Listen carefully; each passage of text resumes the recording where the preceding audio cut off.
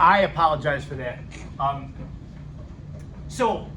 This is going to make sense when we see examples of it, but what we're doing is we'll see different trials of an experiment in which we will vary the concentration of the reactant, and we'll see how that affects the rate. And that's going to allow us to know what the exponent is on the concentration. And that exponent is known as the order. So what it says down here, that's the kind of thinking that we're going to have to do. If you double the concentration of this, but the rate didn't change, that means that the exponent is 0. It means the concentration of A does not affect the rate. It would be 0 order. If you double this term and that causes the rate to double, that makes that exponent a 1. That would be first order. And the third thing is, if you double the concentration of the reactant and it causes the rate to go up by 4, that's what I'm saying, that if doubling A quadruples the rate, that means that the rate is changing by that doubling squared.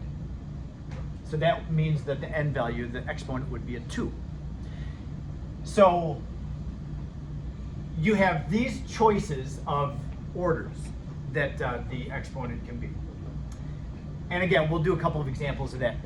The next thing is, the only other thing that we're going to have to be able to do is find the K value. So we're going to find the order by just inspection. It's just an inspection of the data. And then we'll find the K value. K is quite easy. Once we have the rate law written and we know what the orders are, it's going to tell us on the second slide here. To find the K value, you get the order first, so you have the differential rate law written. And then all you have to do is take one of your multiple trials, just take one of those, and put the numbers into it. You'll have the rates and you'll have the concentration. The only thing you won't have is the K. So you just plug the numbers in from one of the trials and you solve for K. The K is a constant. It's the rate constant. It won't change. From one trial to the next, the K value is the same. Your concentrations will change, but the K term doesn't change. And I know this doesn't make a whole lot of sense because you need to see the data for it. Yeah? Could you just remind me what K is? Yeah, K is called the rate constant. Every reaction has its own rate constant value. And the rate constant really tells us how fast the reaction is. If you have a big K, that means the reaction's fast. If you have a small K, the reaction's slow. That's all it comes down to. The K is the rate constant. So, and down here I remind you of what the orders of the what the units on K are. It depends on what the order of the reaction is. So I've got that summarized over here. And there will actually be other values that are possible for our orders. We don't just have 0, first, and second. The other orders are possible for a reaction. We'll see that. Okay, so this is just words right now that don't have a whole lot of meaning until we can see how they are obtained. So I'll take you over to that example document, which hopefully you took a moment to download. And here's our number 1. So you'll notice that these problems look different. They don't have the same kind of data. First of all, one of the things that's very obvious is differential rate law problems have commonly more than one reactant. If there's more than one reactant, you can't find the integrated rate law because the integrated rate law is going to only be for one reactant. So yeah, there's 2 reactants here. Now, several trials of this reaction are run, and notice that in each trial, each line represents a trial. The concentrations of the reactants are varied. In trial 1, we used 0.1 molarity of each reactant, and we found out what the rate is. But in trial 2, we kept the concentration of this reactant constant, but this reactant was doubled. Well, if this reactant doubles, it looks like the rate changes. So the concentration of C2O4 is going to affect the rate, as you see. Trials 1 to 2, we're not changing the concentration of the HgCl2, but we are changing the concentration of C2O4. Okay, so here's what we do. The question in A is, what is the order of the reaction with respect to this reactant and this reactant? And then it says and overall. That's going to be a new thing for us too. For the overall order, we just have to add the order of that reactant and that reactant. So just get the 2 orders and then add them together to get the overall. So let's do this. What's the order of reaction with respect to the HgCl2? We'll do that one first. We need to choose 2 trials of these 4 that the HgCl2 changes, but the C2O4 is staying the same. We can't use trial 1 and 2 because that's not changing. What about trial 2 and 3? Trials 2 and 3, HgCl2 is doubling, but this one's being held constant. So the C2O4 is not changing from 2 to 3. The only thing that's changing from 2 to 3 is the concentration of HgCl2, and we see that it's doubling. So from trial 2 to trial 3, the HgCl2 is going up by a factor of 2. What does that do to the rate? From trial 2 to trial 3, what's happening to the rate? It doubles. Now it's not exact, as you see. 1 times 10 to the negative 6 is not exactly double 5.2 times 10 to the negative 7, but it's close. So it's close enough to say that as this reactant doubles, it causes the rate to double. That means that HgCl2 is first order. If whatever change you apply to the concentration, if that same change happens to the rate, that means that that reactant was first order. So I would describe it like this. We're using trials 2 and 3, and it's not second, first order. Yes? Move over. Sorry. Now we need to find the order of C2O4. Again, this is just an inspection of the data. We're not really doing any complex mathematics here. We're just looking at how the change that we apply to the reactant concentration, how that affects the rate. So for the C2O4 order, we need to find 2 trials of this where the HgCl2 is held constant. I'm pointing at them right now, trials 1 and 2. We're holding the HgCl2 constant for this one, but the C2O4 is doubling. So when this doubles, the C2O4 doubles, what's happening to the rate? Can you tell? It's quadrupling. Yeah. If you're not sure, if it's not obvious, then just grab your calculator and divide. 5.2 times 10 to the negative 7 divided by 1.3 times 10 to the negative 7. This is changing by a factor of 4. So, doubling the concentration of C2O4 causes the rate to go up by 4. What does that make the order of C2O4? Second order, right. This is doubling, causing the rate to go up by 2 squared. That makes the C2O4 second order. So it goes like this, C2O4 with a negative 2. We're using trials 1 and 2.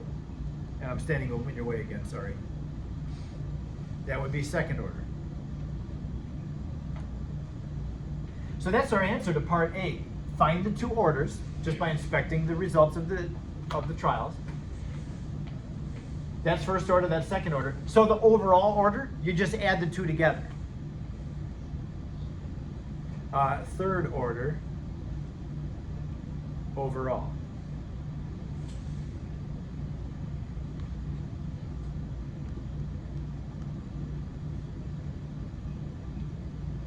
Good? We'll do another example of this. I have 2 examples that we'll go through, and then we'll call it a day, and hopefully there'll be plenty of time for you to work on the lab. So yeah, that overall is something that's new to us today. Once again, what we learn about mechanism of a reaction is going to help us to understand what it means for a reaction to be third order. It doesn't really have any meaning to us right now, but it will. It will. All right, so let's go down and answer the other questions about this. Write the rate expression for the reaction. Now, rate expression is the same thing as rate law. And since it doesn't specify what kind of rate law, it always means the differential rate law. If the rate law is not specified, it means a differential. So rate law, the differential rate law always has the same pattern. It's always rate equals K times the concentrations of the reactants, that would be HgCl2, and then C2O4, negative 2, and they need an exponent on each one. That would be their, what we call their order. And we've determined their order now. So the HgCl2 is first order, that gets a 1 coefficient, exponent, and then the C2O4 gets a 2, because it's second order. That would be the differential rate law, also known as the rate expression. This, by the way, was found on an AP exam back a couple decades ago, and this is an old example. They still do stuff like that now? Yeah. This is very much a fair game kind of question for this year, too. Kinetics hasn't changed in the last century or so. This is how it works. Yeah.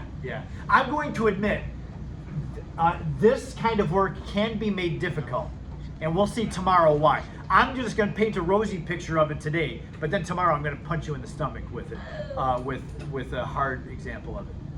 So we're going to pretend that it's really simple today, but it's not always simple.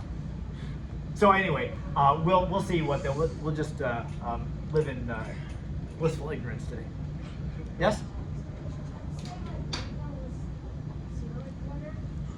We'll see that in the next example. If you have something that's 0th order, you can just leave it out. Yep. And you'll see that. We'll talk about that. Okay. Now, part C involves finding the K. Remember, if I can just take you very quickly over to the notes, I was saying, hey, you need to see an example of it, but to find K, you first find the order, which we've done for this example, and then we're just going to choose one of those 4 trials. It doesn't matter which one, because the K is the same every time. And just put the rate of that trial and the concentrations in with their exponents, and then the only thing you won't know is K. You solve for K. So let's see that done here with this example. Calculate the value of K for this reaction. So take any of these trials. It doesn't matter which one you take. I'm going to choose trial 1 because the numbers are the easiest. So I'll even say that for trial 1. Now just put your numbers in. We know what the rate is for trial 1. It's right there. 1.3 times 10 to the negative 7th. And it gives you what the unit on. The rate is always, I was going to say meters per second. Molarity per second. It's molarity per second. Okay, so that's our rate unit. Tells how fast the concentration is changing. Equals K, that's the thing we don't know, times HgCl2. In trial 1, the concentration of HgCl2 is 0.1. Molarity. That's raised to the first power, and then times the C2O4, which is also 0.1, raised to the second power. This is our differential rate law for the first trial. And the only thing we don't know here is the K, so we solve for the K. If I plug in the data for the second trial, it'll give me the exact same K value. So it doesn't matter what trial you use. I always just go for the simplest numbers. In fact, this one can be done without a calculator, so that's nice and simple for us. What do you get when you take 0.1 to the first times 0.1 to the second?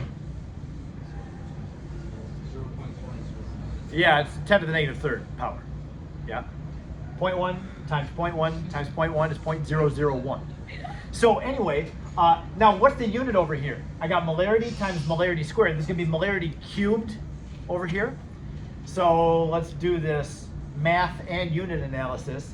1.3 times 10 to the negative 7th divided by 10 to the negative 3rd gives us 1.3 times 10 to the negative 4th. If you're not sure about that, just do it on your calculator. That divided by that and that squared. And it'll give you that number. Now, what's the unit that we're getting for the K? Yes, it's 1 over molarity squared seconds. 1 over molarity squared second. How do we get that? Remember, over here is molarity cubed. So if we take molarity per second divided by molarity cubed, one of the m's cancels out, and we'll still have 2 m's in the bottom. Yeah? And this is equal to K, so we're finding the K value. I do want you to know, now listen to this, because this is a little discrepancy. I really prefer the unit on K to look like this, but every textbook that you ever look at will expand the molarity. You know how molarity is moles per liter? Yeah. That's what molarity is. Almost every textbook, every one that I've ever used, will expand this thing to be moles squared over liters squared. Since this is in the denominator, textbooks will do it like this: liters squared over moles squared seconds. I'm never doing that. I'm never doing that. Why, I don't know. But when you do the exercises and you look in the solutions manual, it's always going to give the molarity squared term like that. That's messy to me. I don't like it at all. I like this. But the Zoom dolls, for whatever reason, didn't consult me when they wrote their book. Oh, the book would have been way better. They're lost, I guess. I know. They must be talking about the dinner table. Probably so. Okay, so anyway, there it is. There's our K value. The bigger that K value is, the faster the reaction. That's all that it comes down to. All right, and then finally, D, when the concentration of both reactants is 0.30, what would the rate of the reaction be? Now, if I look at the data table, there's not any trials that were done where we had 0.3 molarity for that and 0.3 molarity for that, but that's what the question is asking. If we put in another line here, and this is 0.3, and this is 0.3, what would the rate of the reaction be? See that? When the concentration of both reactants are 0.30, what is the rate of the reaction? So we have the rate law, it's right here, and we know the K value now. We have K, we have that, it's 0.3, and we have that, it's 0.3. So solve for the rate. Can you just 3Q27 times 1.3? And it's at third order. Oh, Yes, you could. Yes, you could. Yep. Multiply by 3 cubed. Yep. And the way, and yes, absolutely, you could do that. We do have nice round numbers to do that with. But the way I would suggest, in general, that would work every time is just take this rate law, and I'll do this in a different color. Take that rate, and just put in rate equals, and plug your numbers into it. The K, which is 1.3 times 10 to the negative fourth, 1 over molarity squared seconds, times the HgCl2, which is 0.3 molarity to the first, times the C2O4, which is 0.3 molarity to the second, and solve for the rate. So just use your rate law and put the numbers into it. So this is not like crazy difficult science. We're just really, to find the orders, we're just inspecting the data and seeing how the concentration affects the rate. And then just putting some numbers in, cranking numbers out. Okay? This answer is, just from memory, I believe 3.5 times 10 to the, hey James, just throw that away. 3.5 times 10 to the negative 6? Yeah. Mr. Moore, Yeah. you know where you got the 0.38 molarity? Yeah. You just add the 0.2 and the 0.20 for that? This? No, This? Yeah. No, it gives it to us right here. Oh, If mercury 2 chloride is 0.3 Oh. and oxalate is 0.3, Oh. I'm just taking it Oh, from the that's problem. not bad. And the unit on this thing would be, remember, rate is always in molarity per second. Yeah. Okay?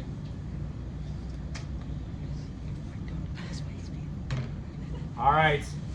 Can I give anybody a replay on any of this? Let's do one more example. Go ahead, Olivia. Sorry, is the 1 over m squared 1 over m cubed? Sorry, I messed up writing that. It's m squared. Yep. Over here was m cubed, but one of those canceled with that m, so it became m squared.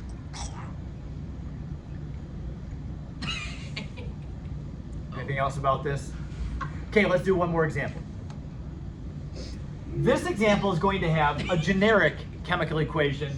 We've got reactants A, B, and C, and they don't all react in a 1-to-1 ratio, as you see. There's 2A, 3B, and a C. Yields product. So it's just a generic set of reactants. Several trials of this reaction were done where the concentrations of each of them varied while the others were being held constant. And so we'll see if we can determine what the rate law of this reaction is. So part A, what is the order of the reaction with respect to each of the 3 reactants? I didn't give myself very much room in here, so I'm gonna have to squeeze in 3 different reactants. So to find the order of A, we need 2 trials. Do you see 2 trials where A is changing but B and C are held constant? The trials 1 and 2. Yes. This is changing, and then those 2 are held constant. So the only thing that's changing from trial 1 to trial 2 is the concentration of A, and that causes the rate to change, so we can see what the order of A is. That's what we do for determining the order. So we'll use trials 1 and 2. And what's the order? A triples. And what happens to the rate? Going from that rate to that rate is how big of a change? It's a change of 9. And if that's not obvious, then calculate that. Take the second trial rate divided by the first trial's rate, and it'll be 9. So when we triple the concentration of A, it causes the rate to go up by a factor of 9. What is the order on A then? Oh. Second order. Oh, because it. The change in the rate is the concentrations change squared, Yeah, which would be second order. Yes. Yeah. I saw the 3 there, so I was like. Yep. Don't listen to this guy.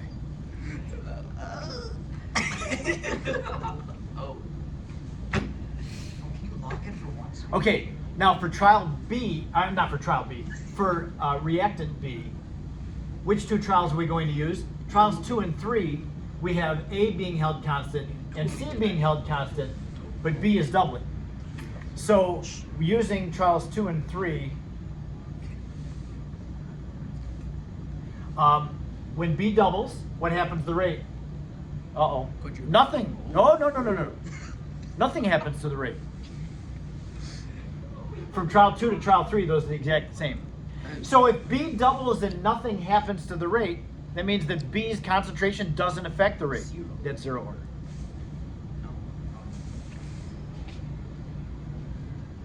I'm going to squeeze C underneath it. C, we'll use trials 3 and 4. Because A is held constant from 3 to 4, B is held constant, C is going up by a factor of 4.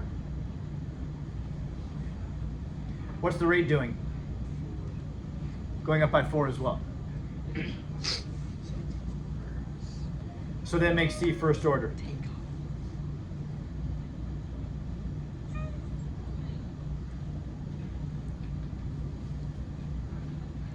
So that, and it does ask, what are the 3 orders of the 3 reactants and overall? So since we have one of them is second order, one of them is first order, that means we have third order overall.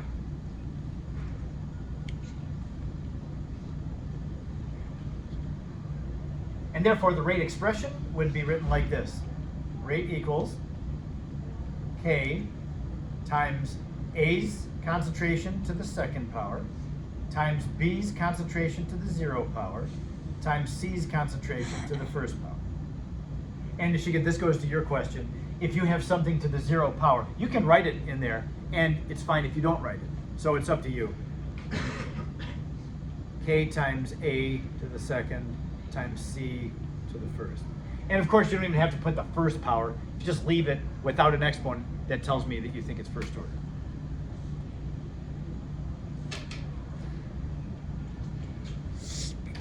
Okay? So yeah, finding the differential rate law, I find to be easier. It's less work. You don't have to do 3 graphs to find the order of everything. You just inspect what the data shows you. All right, then calculate K. This, once again, is where we'll take one of the trials and we'll just put all the data in for it. The only thing you won't know is the K, so you solve for K. Once again, we're going to use the first trial because that one seems to be the most simple numbers, and it will look like this. The rate, which is, okay, so I'll say trial 1. The rate is given 2.5 times 10 to the negative 4th molarity per second equals K, the one thing that we don't know, times 0.1 molarity to the second power, that was A, times 0.1 molarity to the first. And this calculation is very much like the last calculation that we did for K. The right side, we have 0.1 squared times 0.1. Once again, it's 10 to the negative third power. So 2.5 times 10 to the negative fourth divided by the 10 to the negative third so that we can get k by itself is going to be k equals 2.5 times 10 to the negative first power. And the unit? It's going to be, again, 1 over molarity squared seconds. Yep, because we've got molarity cubed over here. Molarity over second divided by molarity cubed. It's going to be 1 over molarity squared seconds.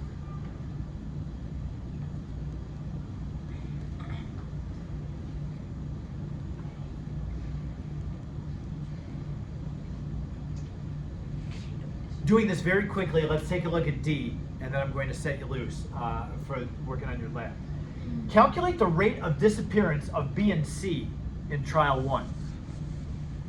So in trial 1, we were given what the rate of the reaction is. The rate of the reaction is 2.5 times 10 to the negative fourth molarity per second. What's it asking us for here in D? Calculate the rate of disappearance of B and C in trial 1. So if the rate of the reaction is this, isn't this just our answer? No, I want you to look at something. I'm going to highlight the heading for this column is this. Tells us what the rate of the reaction is, and here's how they're defining the rate. This is how they're finding the rate of the reaction. They're looking at A and how fast A disappears, reactant A. So can we still line K using Yes, yeah. Whatever you get, however K is, or sorry, however the rate is defined and found, the K will give you the same answer, no matter which way you find it. Okay, so if you'll notice, each of these rates are telling us how fast A is getting used up. The disappearance of A is how fast A is disappearing. Notice that A and B don't react in a 1-to-1 ratio. B gets used up faster than A gets used up, yes? Because for every 2 A's that react, 3 B's react. So you have a coefficient ratio between this, and that allows you to know. If you know one of the rates, you can find the others using the coefficient ratio, just like when we do stoichiometry. It's exactly like we do in stoichiometry. So doing this in terms of a calculation, it will look like this. 2.5 times 10 to the negative fourth molarity per second of A times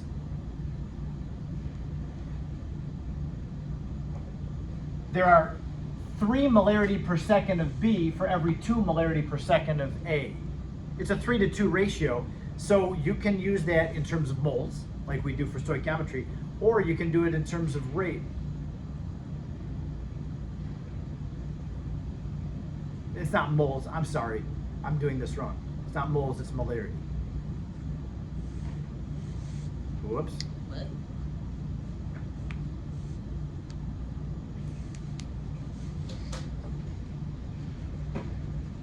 So notice that the A's cancel out here and we're left with the molarity per second of B. That's the rate of B.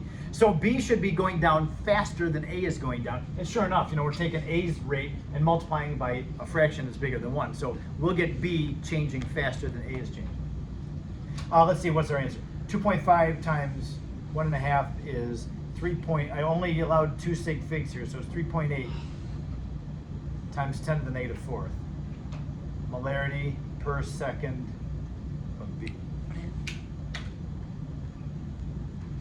Then the C is slower in changing than A is. It's a 2-to-1 ratio there between A and C. So we have 2.5 times 10 to the negative fourth molarity per second of A times there is 1 molarity per second of C for every 2 molarity per second of A.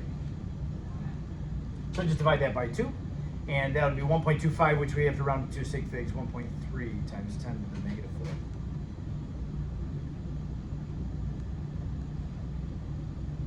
fourth. So the coefficient ratio up there in the chemical equation, that's going to allow us to find any other rate of a substance when you know one of the rates. I was hoping to have more than 15 minutes for you, but we're just under 15 minutes. So if you have any questions about any of this, feel free to ask, but we can deal with that tomorrow. Go ahead and work on your experiment. Exactly. I mean, actually, exactly 15. Oh, I'm looking at the clock back there. It's a little fast. Actually, we're It 14 just, yeah, 14 minutes. yo, I'll be enough. I don't want to hear it. You have some extra charge.